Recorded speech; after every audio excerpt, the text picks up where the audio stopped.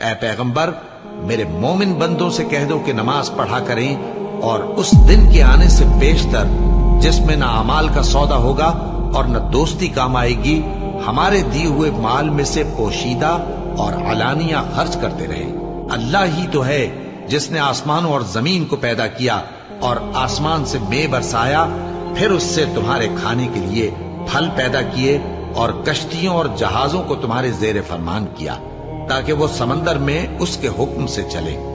اور نہروں کو بھی تمہارے زیر فرمان کیا، اور سورج اور چاند کو تمہارے لیے کام میں لگا دیا کہ دونوں دن رات ایک ڈگر پر چل رہے ہیں، اور رات اور دن کو بھی تمہاری خاطر کام میں لگا دیا،